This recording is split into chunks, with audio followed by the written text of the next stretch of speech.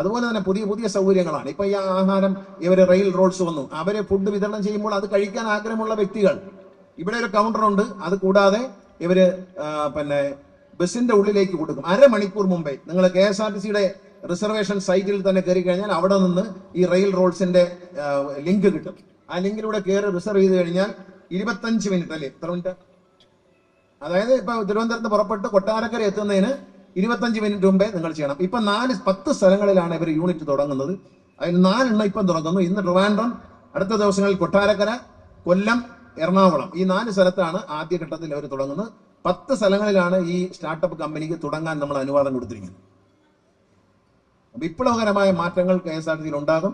KSRTC വാങ്ങുന്ന ഡീസലിന് പോലും പ്രത്യേക വിലയും പ്രത്യേക കാര്യങ്ങളുമായി മാറ്റിക്കൊണ്ട് ഇത്രയും കാലം സുപ്രീം കോടതി വരെ കേസ് കൊടുത്ത് തോറ്റ കേസാണ് ഇന്ത്യൻ ഓയിൽ കോർപ്പറേഷനുമായിട്ടുള്ള സെറ്റിൽമെന്റ്. ഇന്ത്യൻ ഓയിൽ കോർപ്പറേഷൻ 173 കോടി കൊടുക്കാനുണ്ടായിരുന്നു മുതലും പലിശയായിട്ട്. അത് ചർച്ച ചെയ്ത് ഞാൻ തന്നെ നേരിട്ട് ചർച്ച ചെയ്ത് ആ 174 കോടി രൂപ കട്ട് ചെയ്ത് 94 കോടി രൂപ കൊടുത്താൽ മതി എന്ന നിലയിൽ അത് സെറ്റിൽ ചെയ്യാം. 1 മാസത്തിനുള്ളിൽ 1.5 മാസത്തിനുള്ളിൽ ഈ പണം കൊടുത്തു തീർത്തുകൊണ്ട് ഏതാണ്ട് എന്റെ അച്ഛൻ മന്ത്രിയായിരുന്ന കാലം തൊട്ടുള്ള ലൈബിലിറ്റി ഉണ്ട്.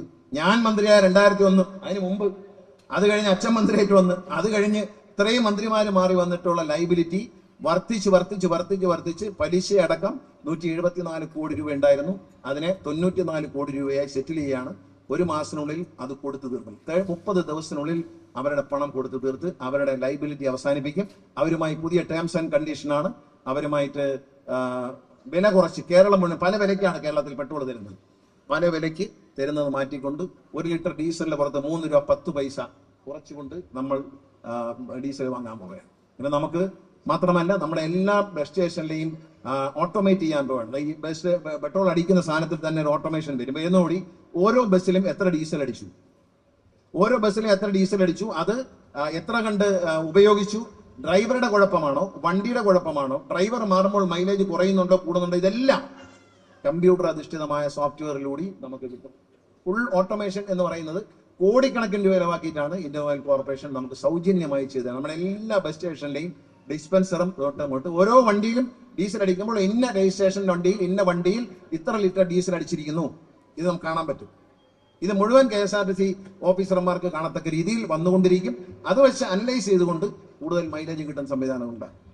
ഞാൻ ദീർഘിപ്പിക്കുന്നില്ല. ഒരുപാട് സൗകര്യങ്ങൾ യാത്രക്കാർക്ക് കൊടുക്കണം. നല്ല ടോയ്ലറ്റുകൾ, നല്ല യാത്രാ സൗകര്യങ്ങൾ, നല്ല ബസ്സുകൾ. ഇപ്പൊ എന്താണ് എല്ലാ MLA മാരും ചോദിക്കുന്ന AC ബസ് തരൂ എന്നാണ്. AC ബസ് എല്ലാം ഫുള്ളായിട്ട് പോകണം. AC ബസ്സിനാണ് ഏറ്റവും വലിയ ഡിമാൻഡ്. കാരണം കാലാവസ്ഥ വളരെ ചൂട് കൂടിയതാണ്. അപ്പൊ അങ്ങനെ വരുന്നു. മാത്രമല്ല KSRTC ഇത്തരത്തിലുള്ള ഇവർക്ക് ഇനി തുടങ്ങാം. ഇപ്പൊ കായംകുളം ബസ് സ്റ്റേഷൻ 2-3 ഈ ആഴ്ച അല്ലെങ്കിൽ അടുത്ത ആഴ്ച കല്ലിടും. കായംകുളം, കൊട്ടാരക്കര, ചെങ്ങന്നൂര് അതിന്റെ നടപടിയായിട്ടുണ്ട്. കായംകുളം ടെൻഡർ ചെയ്ത് കഴിഞ്ഞു.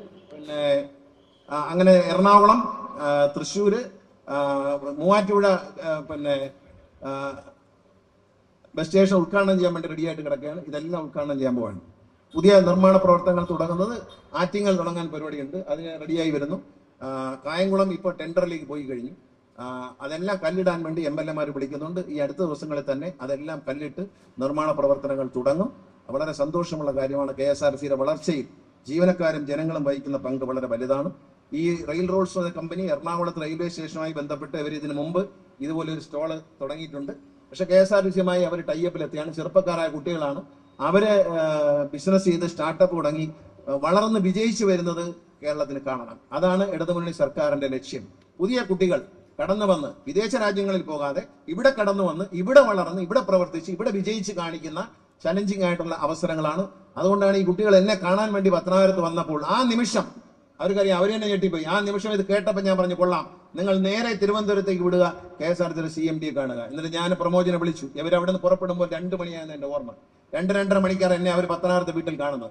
ഞാൻ പറഞ്ഞു, നിങ്ങളെ പ്രമോജ് ഇങ്ങനെ അവർ വരികയാണ്. ഇവർ 5 മണിക്ക് മുമ്പേ തിരുവനന്തപുരത്തെത്തി പ്രമോചനെ കണ്ടു. അന്ന് അത് പ്രൊസീഡ് ചെയ്തു. നമ്മളെ സംബന്ധിച്ച് ഇതെല്ലാം നിങ്ങൾ വിചാരിക്കുന്നത് എന്താണ് ഇവിടെ എന്ന്, പക്ഷേ ഇതെല്ലാം നമുക്ക് അടിസ്ഥാനപരമായി വലിയ ഗുണം ചെയ്യും. നമ്മളെ ടോയ്ലറ്റുകൾ നവീകരിച്ചപ്പോൾ എല്ലാവരും എന്തിനെന്ന് ചോദിച്ചു. അടിസ്ഥാനപരമായി അത് ഗുണം ചെയ്തിട്ടുണ്ട്. ബസ്സിന്റെ അകത്ത് വൃത്തി, എല്ലാ ബസ്സുകളും ഞാനിപ്പം നോക്കാം, ആ ബസ്സെല്ലാം പോകുന്നത് മറ്റാണ് ഇങ്ങനെയാണ് ചെളിയടിച്ചല്ലേ പോകുന്നത്. എന്ത് വൃത്തിയായിട്ടാണ് പോകുന്നത്. ഇനി നമ്മൾ വണ്ടി കഴുകുന്നതിന് വേണ്ടി ഒരു ടെൻഡർ വിളിച്ചിട്ടുണ്ട്.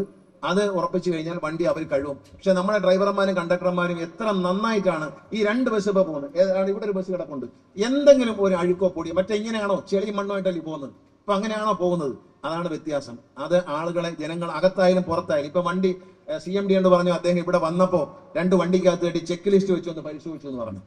വളരെ ക്ലീൻ ആയിട്ട് ഇട്ടിരിക്കുക. അത് CMD വരുന്നോണ്ടല്ല, ഇതൊക്കെ പാസ് ചെയ്ത് വരുന്ന വണ്ടികളാണ്. നോക്കൂ, ഓടി വരുന്ന വണ്ടിയാണ്, എത്ര വൃത്തിയായിരിക്കും നോക്കൂ. മറ്റത് പണ്ട് 15 കൊല്ലം മുമ്പ് ഛർദ്ദിച്ചവരെ അതിന്റെ പുറത്ത് കാണുമായിരുന്നു, ഉണ്ടോ? അപ്പൊ അങ്ങനെ പണ്ട് മണിയമ്പിള്ള രാജു ഒരു തമാശ പറഞ്ഞു, ബസ്സിൽ ഛർദ്ദിച്ചാൽ ഒരു റെമഡി ഉള്ളത് മണൽ വാരി അതിന്റെ പുറത്തിട്ടേക്കും എന്നാണ് പറഞ്ഞത്. ആ കാലം പോയി. KSRTC കണ്ടക്ടറായാലും ഡ്രൈവറായാലും വണ്ടി നല്ല ക്ലീൻ ചെയ്യാതെ അവരെടുക്കുന്നില്ല. അവരെത്ര ക്ലീൻ ആയിട്ട്. അപ്പൊ റോഡിൽ പോകുമ്പോൾ നമ്മൾ ശ്രദ്ധിച്ചു നോക്കുക, എത്ര ഐശ്വര്യമായിട്ട്. നിങ്ങൾ MC റോഡിൽ നിന്ന് യാത്ര ചെയ്യൂ, ബസ് ഇല്ലാത്ത ഏതെങ്കിലും ഒരു സമയമുണ്ടോ? മറ്റേത് വല്ലപ്പോഴും ഓണത്തിന് ഒരു കൊട്ടാരക്കരയിൽ നിന്ന് ഇങ്ങോട്ട് പത്തനാപുരത്ത് വിട്ടാൽ 2-3 ബസ്സാണ് കണ്ടോണ്ടിരുന്നത്. ഇപ്പൊ നിറച്ച് ബസ്സാണ്. ഞാൻ പിന്നെ ഇത് എണ്ണുന്ന പണിയും കൂടെ ഉണ്ട്. കഴിഞ്ഞ ദിവസം നോക്കിയാൽ 2 കുമിളി വണ്ടി അടുത്തടുത്ത് പോകുന്നു. ഞാൻ അപ്പൊ തന്നെ വിളിച്ച്, രാത്രി ഞാൻ വണ്ടി ഓടിച്ചു വരികയായിരുന്നു. അപ്പൊ 2 കുമിളി വണ്ടി പോകുന്നുണ്ട്. അപ്പൊ തന്നെ ഞാൻ വിളിച്ച് പറഞ്ഞ് 2 കുമിളി വണ്ടി അടുത്തടുത്ത് പോകുന്നുണ്ട്, മാറ്റിക്കൊണ്ടേന്ന് പറഞ്ഞു. അതൊക്കെ നല്ലതാണ്, ഇതിന്റെ നന്മയ്ക്ക് വേണ്ടിയാണ് ഈ സ്ഥാപനം തുടങ്ങുന്നതും. KSRTCയുടെ വിജയത്തിന് വേണ്ടിയിട്ടാണ്, KSRTCയുടെ യാത്രക്കാരുടെ സൗകര്യത്തിന് വേണ്ടിയിട്ടാണ്. എല്ലാവിധ ആശംസകളും ഞാൻ നേരുന്നു. വിജയിക്കട്ടെ. ഇത് വലിയൊരു ചരിത്ര സംഭവമായി മാറാൻ കഴിയട്ടെ. പുതിയ പദ്ധതികൾ ഇനിയുമുണ്ട്, അത് വരും ദിവസങ്ങളിൽ പ്രഖ്യാപിക്കും.